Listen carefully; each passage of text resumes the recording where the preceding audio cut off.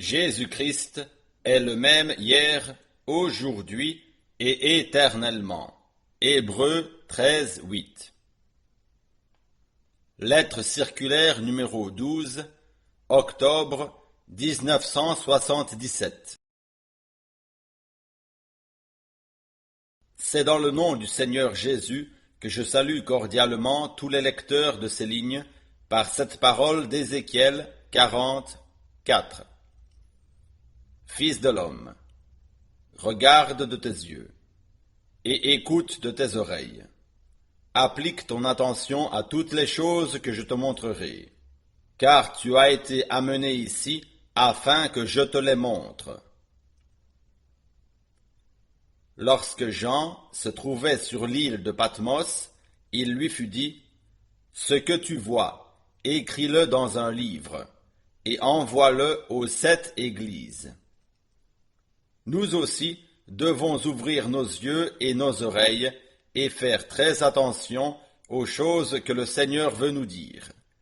Ce n'est qu'ainsi que nous saisirons cette parole de l'Écriture, ils seront tous enseignés de Dieu. Jean 6, 45. Seuls les croyants assis aux pieds de Jésus et dont les yeux sont oints, les oreilles et les cœurs ouverts, écouteront ce que l'Esprit dit aux églises. Aucun enseignement humain ne pourra plus jamais le satisfaire. Le prophète Jérémie a dit, « Vous, toutes les générations, prenez garde à la parole du Seigneur. » Lorsque le Seigneur visite son peuple, nous devons tout particulièrement prendre garde à la parole prophétique. Très peu de personnes comprennent les prophéties bibliques et en peuvent reconnaître leur accomplissement.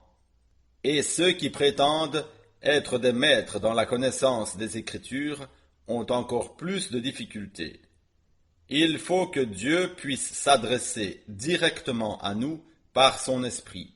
Sinon, cette parole touchera notre tête au lieu de notre cœur, et elle demeurera stérile. L'ange dit à Daniel, « La parole est sortie, et je viens pour te l'annoncer, car tu es un bien-aimé. Sois attentif à la parole, et comprends la vision. » Daniel vit les temps de la fin et les événements particuliers qui devaient s'y produire. Jean vit en vision, dans une plus grande mesure, ce qui devait arriver au temps de la fin. Et chaque fois, la parole du Seigneur était publiée. Les hommes de Dieu étaient remplis du Saint-Esprit, et ainsi Dieu parlait au travers d'eux. Et, qu'ils comprennent ou non ce qui leur était montré par la révélation divine, cela a été écrit, et cela s'accomplira au temps déterminé. L'apôtre Pierre adresse cette exhortation aux croyants. Et nous tenons pour d'autant plus certaine la parole prophétique, à laquelle vous faites bien de prêter attention comme à une lampe qui brille dans un lieu obscur. 2 Pierre 1, 19. Ainsi, que ce soit dans l'Ancien ou dans le Nouveau Testament, que ce soit en Israël ou dans l'Église, que ce soit par les prophètes ou les apôtres, partout où l'œuvre de Dieu devait s'accomplir sur la terre, cela était publié premièrement par la parole de Dieu. Moïse fit sortir le peuple d'Israël conformément au mandat divin qui lui avait été donné, et les promesses se rapportant à ce temps-là s'accomplirent au milieu d'eux. Ils expérimentèrent les miracles puissants de Dieu, et ils virent les œuvres de ses mains en leur temps. Dieu avait élu un peuple d'entre toutes les nations sous le ciel pour sa propriété propre. Il faisait briller sa face sur eux. Sa parole leur était adressée, et c'est au milieu d'eux qu'il accomplissait son œuvre. Tous les autres peuples entendaient fréquemment parler de cela, mais ils n'avaient aucune part à ce que Dieu faisait en ce temps-là. Il en est de même en ce qui concerne l'Église du Nouveau Testament. Christ nous a délivrés et fait sortir du monde par sa puissante main. Et il s'est choisi un peuple qui lui appartienne pour écouter sa parole et voir l'œuvre de ses mains.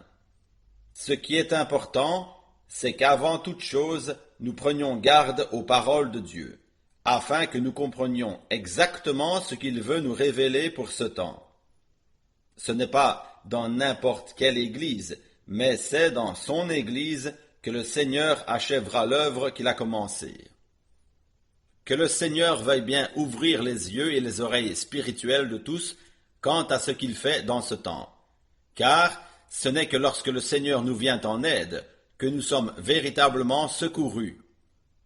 Les paroles des apôtres, des prophètes et du Seigneur lui-même sont mal comprises si nous n'avons pas une vue d'ensemble du plan de salut de Dieu, et si nous ne reconnaissons pas dans quel temps et dans quel contexte certaines choses doivent avoir leur accomplissement.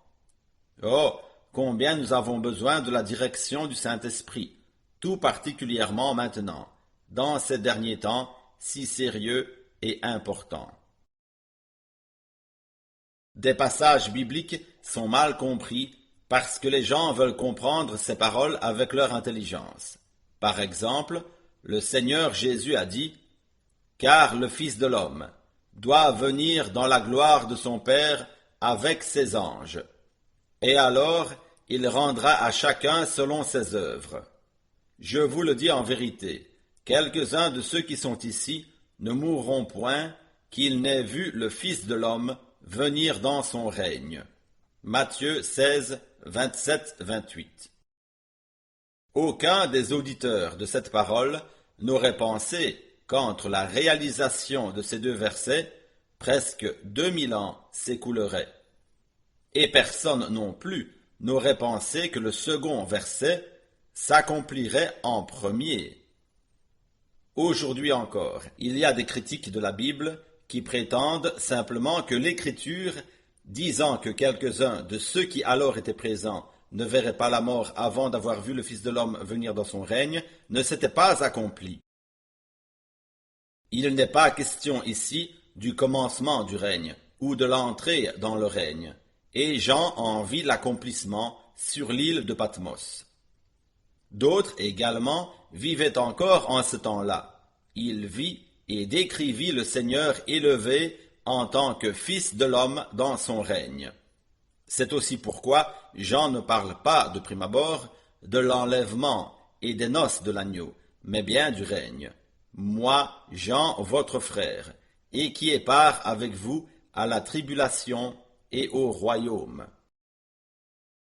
On aurait aussi pu reprocher à Paul de s'être trompé, parce que, de son vivant, le retour de Jésus-Christ ne s'était pas accompli comme il s'y attendait. Le Seigneur Jésus lui-même disait en ce temps-là, « Voici, je viens bientôt. » Et nous attendons encore aujourd'hui cette venue.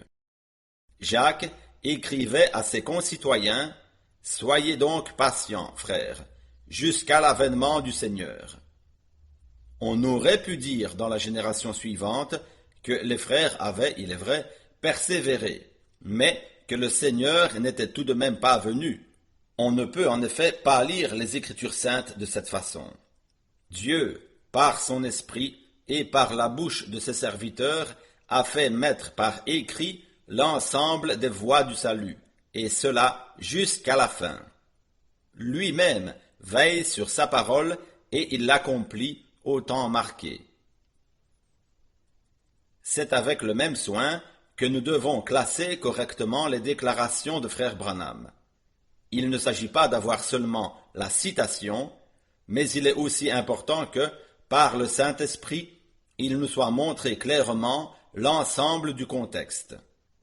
Des personnes sortent certaines choses de leur contexte et disent « Nous allons attendre pour voir si ceci et cela s'accomplira en 1977. » Comme cela a été prédit, mais non prophétisé. Nous ne devons pas perdre de vue que les prophètes ont parlé de la part de Dieu, mais que le temps de l'accomplissement de ces paroles appartient à Dieu seul. D'aucuns demandent quand donc la côte ouest des États-Unis devrait se détacher. D'autres voudraient savoir quand les États-Unis seront détruits par une attaque militaire de la Russie, alors que d'autres encore voudraient savoir à quel moment le jugement tombera sur Rome. Certaines choses encore qui ont été dites pourraient être citées. Je traite toute déclaration, bibliquement fondée, exactement comme ce que le Seigneur a dit par les apôtres et les prophètes, car tout ce que Dieu a montré en vision et ce qui a été déclaré en son nom s'accomplira. Que ces choses s'accomplissent avant ou après l'enlèvement, ou dans les 70 ans à venir, ou après cela, m'importe peu. L'important, c'est que nous reconnaissions l'ensemble du message et ne nous arrêtions pas à quelques déclarations isolées et mal comprises. Au reste, le principal n'est pas ce qui va se passer en Amérique ou dans un autre pays, car ce qui est important pour le Seigneur, c'est son Église. En ce temps, le peuple de Dieu s'en tient strictement à la parole afin de comprendre correctement chaque révélation. Nous attendons sa venue sans fixer de date. Si le Seigneur permet qu'une chose ou l'autre s'accomplisse, cela n'est pas notre affaire, mais ne regarde que lui. L'appel de minuit. 1 Pierre 1,13 nous exhorte en disant « C'est pourquoi saignez les reins de votre entendement, soyez sobres, et ayez une entière espérance dans la grâce qui vous sera apportée lorsque Jésus-Christ apparaîtra. » Souvent, les croyants se demandent les uns aux autres comment cela va continuer, ou ce qui va arriver ensuite, et comment va se terminer l'œuvre de Dieu. Nous n'avons pas à nous en soucier, et nous pouvons aller de l'avant avec une foi ferme. Le temps ne s'est pas arrêté. Habakkuk 3, 2 dit « Éternel, j'ai entendu ce que tu as annoncé. Je suis saisi de crainte. Accomplis ton œuvre dans le cours des années, ô Éternel. Dans le cours des années, manifeste-la. » Déjà, les prophètes de l'Ancien Testament soupiraient, désirant voir s'accomplir l'œuvre de Dieu. Les apôtres s'y attendaient en leur temps, et depuis les jours de l'Église primitive, tous les croyants attendent cela avec un ardent désir. Mais il faut premièrement que le temps soit venu, et nous pouvons dire que maintenant il est proche, maintenant il est là. Frère Branham, dans certaines de ses prédications, montre tout spécialement que dans notre temps, tout sera rassemblé. Du point de vue religieux, toutes choses seront jointes sous une seule tête, et cela dans tous les domaines pareillement. Le temps dans lequel nous vivons est réellement à tout point de vue le temps du rassemblement. Pour nous, ce qui est le plus important, c'est l'union de l'épouse Église avec son époux. Il y a deux thèmes de première importance dans les milieux de croyants, d'une part Israël et d'autre part l'Église. Nous prenons connaissance de tous les autres sujets et les classons bibliquement sans que nous nous y arrêtions et nous en occupions spécialement. Mais lorsqu'il s'agit d'Israël ou de l'Église, nous sommes contraints d'y réfléchir, de lire à ce sujet et de mettre en lumière les promesses des Saintes Écritures qui les concernent. Par cela, nous reconnaissons combien le temps a progressé, et le thème d'Israël et de l'Église demeure en premier lieu actuel. Les amis et ennemis de l'État d'Israël doivent prendre conscience de son existence. Celle-ci ne peut être niée, et c'est parce que les peuples sont frappés d'aveuglement qu'ils ne reconnaissent pas que c'est de par la volonté de Dieu, et qu'il en est ainsi pour que s'accomplissent les prophéties bibliques. Ils ne connaissent pas le plan de salut de Dieu. Quand, Par exemple, on pense à l'immensité de la surface du monde arabe qui serait à la disposition des réfugiés, et que l'on considère l'exiguïté du territoire sur lequel on maintient des années durant les camps de réfugiés, au lieu de les réintégrer dans le cours normal de la communauté. On ne peut s'empêcher de penser que cette détermination a été prise volontairement. Cependant, en tout cela, il doit en être ainsi. Dans ces conditions, la haine est attisée, jusqu'à ce que l'Écriture s'accomplisse et que le jour de la dernière grande bataille avant le millénium ait lieu contre Israël.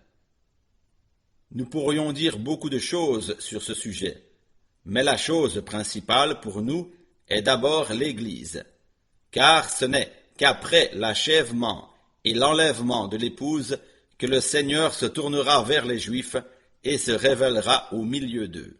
À ce moment, les deux prophètes apparaîtront à Jérusalem, selon Apocalypse 11. Dans les Saintes Écritures, il n'est pas question d'un ministère d'évangéliste ou de prédicateur des nations pour Israël. On peut se demander si ce n'est pas une ruse de l'ennemi que de conduire certains milieux chrétiens, lesquels n'ont pas voulu comprendre que Dieu avait envoyé un message pour l'achèvement de l'Église, à se spécialiser exclusivement sur le thème Israël. Ces personnes-là passent à côté de la visitation de Dieu à son peuple, et ils ne prennent pas garde à ce que Dieu fait maintenant parmi son peuple. Ils sont frappés d'aveuglement et se vantent d'être de grands évangélistes ayant de particulièrement grandes connaissances. Ils sont sages à leurs propres yeux et prétendent se conduire avec sagesse aux yeux des hommes. Ils tiennent de grandes conférences provoquant l'enthousiasme de leurs auditeurs et font des affaires substantielles avec leur programme sur Israël. Conformément à Matthieu 25, le cri qui retentit au milieu de la nuit se rapporte à l'Église des nations, car il est question de la venue de l'époux et de l'entrée des vierges sages dans la salle des noces. Le cri de minuit, conforme à ce que dit la Bible, n'a rien à voir avec Israël, car il dit « Voici l'époux, allez à sa rencontre ». Jean 3, 29 dit « Celui à qui appartient l'épouse, c'est l'époux ». Le peuple d'Israël n'est pas l'épouse, et d'ailleurs, il n'attend pas l'époux. Le peuple d'Israël attend le Messie en tant que roi, car il est écrit « Voici, ton roi vient à toi » Zacharie 9, 9. Par contre, l'Église attend son Sauveur en tant qu'époux. Et c'est ce qui est prévu premièrement dans le programme de Dieu. À quoi sert-il à l'Église de Jésus-Christ de mettre son cœur à tous ces grands préparatifs qui ne lui profiteront en rien, sinon à se faire un certain renom? Parmi les grands orateurs de ces jours, qui regardent les autres de haut, il y en a qui ne croient ni ne pratiquent l'ABC de la prédication biblique et de la doctrine du Nouveau Testament. Les uns, par exemple, rejettent le baptême biblique des croyants au nom de Jésus-Christ, et cela simplement parce qu'ils veulent pouvoir plaire à une grande foule dans le but de remplir leur caisse. D'autres rejettent le baptême biblique de l'Esprit et les dons de l'Esprit, allant jusqu'à prétendre que ces choses viennent du diable, bien que les prophètes, Jean-Baptiste, le Seigneur Jésus et les apôtres avaient enseigné cela, et que des milliers de croyants de l'Église primitive jusqu'à nos jours l'aient expérimenté. Depuis longtemps, sans le savoir, ils ont commis le blasphème contre le Saint-Esprit, lorsqu'ils dénoncent les œuvres accomplies par l'Esprit comme venant d'en bas. Celui qui n'a pas reçu le Saint-Esprit, de la manière dont en rend témoignage la Bible, a en lui un esprit religieux. Il prétend connaître la Bible, mais il est aveuglé, car il rejette ce qui vient véritablement de l'Esprit de Dieu. Nous devons appliquer à la prédication les normes bibliques de la parole, comme cela se faisait dans l'Église primitive. En ce temps-là, les croyants écoutaient attentivement ce qui était prêché, et ils le comparaient avec ce qu'enseignaient les apôtres du Seigneur. Au cas où cela ne concordait pas, de tels orateurs étaient démasqués comme étant de faux apôtres, sans égard pour leur apparence pieuse. Apocalypse 2:2. Chaque thème biblique doit être en accord avec le témoignage de l'ensemble des Écritures. Maintenant, il s'agit du message pour l'Église. À moins que nous ne reconnaissions que, dans tous les temps, Dieu a mandaté et tout particulièrement revêtu de son autorité certains hommes pour porter son message, et que de notre temps, il a agi exactement de même, nous ne tiendrons aucun compte de l'appel que Dieu fait retentir maintenant. Seuls les élus de Dieu, dans tous les âges, ont reconnu un ministère divin et ont écouté les messagers de Dieu. Il en va de même maintenant. Le peuple d'Israël ne pouvait pas passer par-dessus Moïse. Même la révolte de Corée ne put rien changer au ministère exceptionnel du prophète que Dieu lui-même avait établi. Il en va exactement de même avec la charge particulière qu'a reçue frère Branham. Seul l'homme religieux aveuglé, sûr de lui-même, passera par-dessus. Mais celui qui, dans ce temps, prend garde à la parole de Dieu, fait confiance au témoignage du Saint-Esprit et accepte les promesses faites pour ce temps, sera reconnaissant pour le messager biblique, pour l'appel à sortir et la préparation de l'Église épouse de Jésus-Christ. À ma connaissance, il n'y a aucun homme de Dieu dans cette génération qui ait eu une telle vocation et qui ait reçu une charge aussi directe avant la seconde venue de Christ que celle que frère Branham a reçue. Maintenant, l'Église du Seigneur sera rassemblée sous l'autorité de la prédication biblique et amenée à l'unité par l'Esprit de Dieu. Seuls les prédicateurs qui n'auront pas compris et qui n'auront pas voulu reconnaître que Dieu a envoyé son serviteur et prophète se spécialiseront sur différents thèmes parce qu'ils n'ont pas de message à apporter à l'Église. Encore une fois, l'accent doit être mis sur le fait qu'il ne s'agit pas maintenant d'un message pour Israël. Celui-ci sera apporté en temps utile par les deux prophètes. Mais maintenant, il s'agit du message pour l'Église.